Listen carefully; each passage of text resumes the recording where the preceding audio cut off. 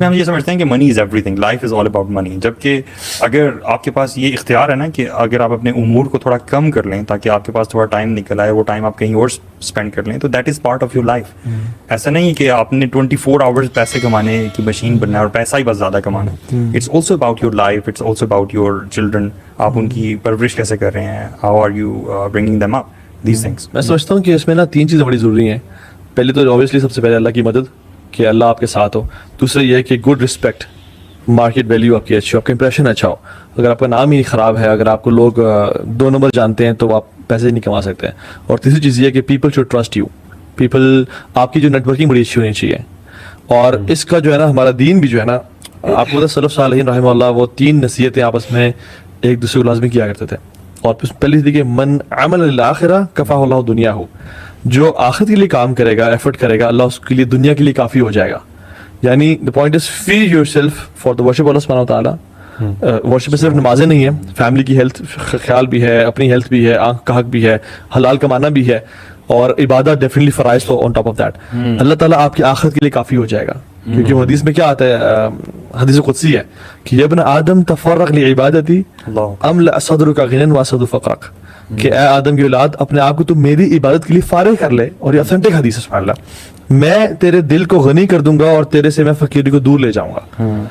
اور پھر وارننگ بھی دی کہ وَإِلَّا تَفْعَلْ، اگر تو نے ایسا نہ کیا مَلَأْتُ يَدَيْكَ شُغْلًا وَلَمَسَدُ فَقْرَكَ، کہ میں تیرے ہاتھوں کو کاموں سے بھر دوں گا اور تیری فقیری کو بھی دور نہیں کروں گا. سو بات یہ ہے کہ ہم اگر اللہ کے ساتھ تعلق مینٹین کر لینا تو ہمارے سارے کام سیٹ ہو جائیں گے اور ہماری دنیا بھی بن جائے گی. اور اس بات ہے نا کہ من اصبح والدنيا اکبر ہمہ، جس نے صبح کی اور اس کی صبح اٹھتی ٹینشن کیا ہوئی کہ اوہ جاب سے لیٹ ہو رہا ہوں، میں نے بزنس میٹنگ میں جانا تھا. یعنی فجر کی نماز was not on his priority list. اللہ تعالیٰ کہتے ہیں کہ شتت اللہ علیہ شملہ، اللہ اس کے کاموں کو بکھیر دیں گے. وجعل الفقر بین عینیہ، اور فقیری کو اس کے آنکھوں کے بیچ میں رکھ دیں گے، ساری زندگی وہ غربت میں گزار دے گا. ولم یاتی من الدنیا الا ما کتب له. اور جو یہ امیزنگ چیز ہے نا وہ یہ ہے کہ دنیا بھی اس کے پاس اتنی آئے گی جتنی اس کے لیے پہلے سے لکھی ہوئی تھی.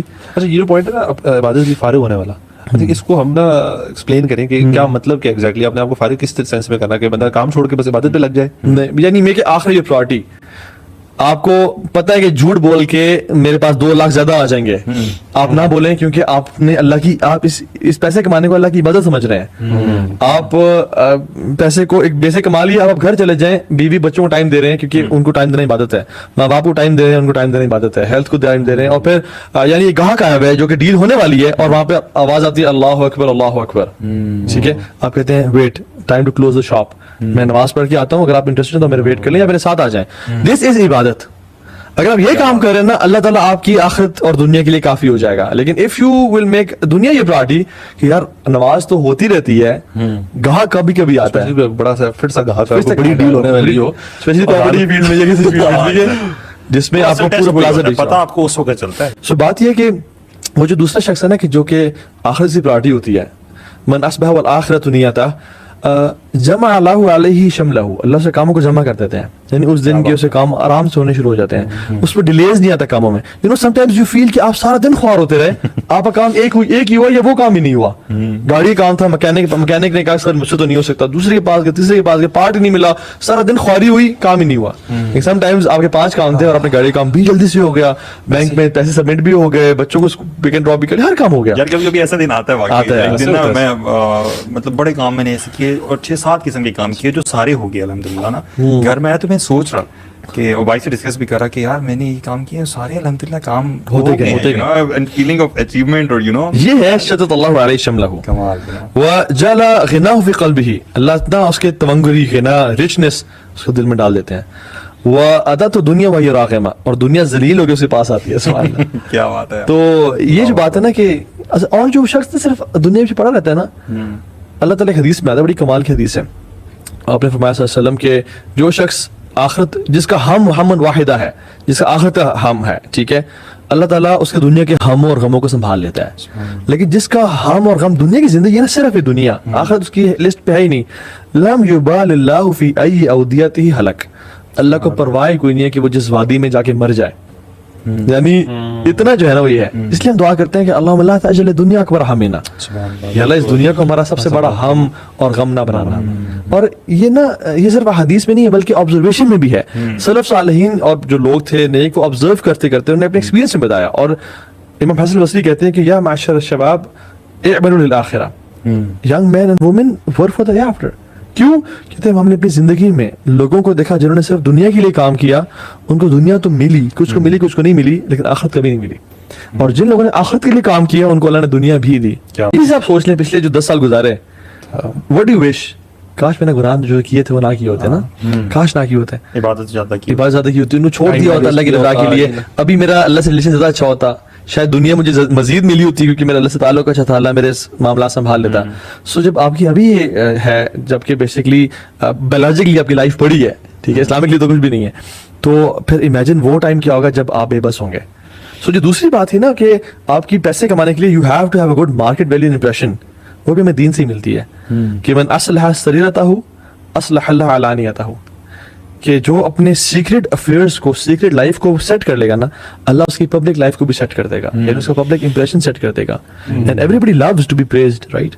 ابراہیم علیہ السلام نے کہا تھا نا کہ وجعل لی لسان صدق فی الاخرین, کہ اللہ میرا ذکر خیر جاری فرما آنے والے لوگوں کے لیے, میرا امپریشن اچھا ہو, لوگ میری پریز کریں. بلکہ انفیکٹ جس کا اللہ سے تعلق اچھا ہوتا ہے نا, اللہ اس کے رازوں کو بھی فاش نہیں کرتا. جس کا تعلق خراب ہو جائے نا, اللہ اس کو راز فاش کرتا ہے. عمر بن خطاب کے دور میں ایک دفعہ ایک شخص پکڑا گیا زنا کرتا ہوا, انہوں نے کہا مارو سے کوڑے پکڑو, تو اس نے کہا کہ عمر بن خطاب میں فرسٹ ٹائم کر رہا ہوں. تو عمر بن خطاب نے کہا کہ تم جھوٹ بول رہے ہو, اللہ سبحانہ وتعالیٰ never exposes a person who does a sin first time. Repetition سے کرنے کے بعد اللہ تعالیٰ ایکسپوز کرتا ہے, اپنے بندے کو اللہ تعالیٰ پہلی دفعہ کبھی ایکسپوز نہیں کرتا. اور اینڈ ہی واز لائنگ, سبحان اللہ.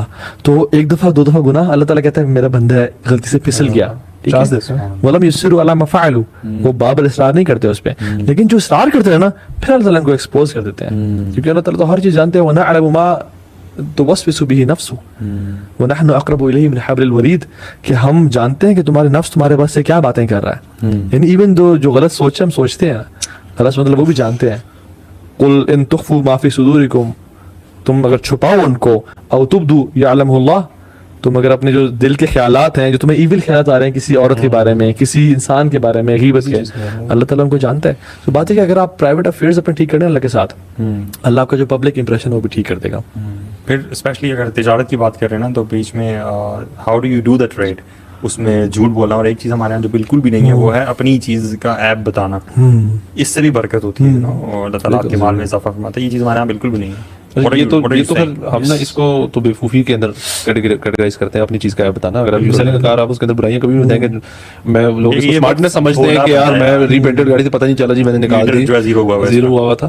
لیکن میں کہتا ہوں دونوں چیزیں, ایک تو ہے کہ ایپ بتانا بھی ہے, لیکن اوپر سے جو جھوٹ بولتے ہیں ہم بہت ویسے نا, اگر جھوٹ اس کو نا ہم ایکچولی اب جھوٹ کنسیڈر بھی نہیں کرتے. If you selling something نا, اس کی تعریفوں کے ایسے ایگزیجریشن ہی ہے, شاید وہ سچ بھی ہو لیکن اس کو تھوڑا زیادہ ایگزیجریٹ کر دیتے ہیں, اور اس کو ہم نے آج کل مارکیٹنگ کا نام دے دیا. بعد میں توکل پہ آ جاتی ہے نا, پھر ہمارا عقیدہ درست نہیں ہے.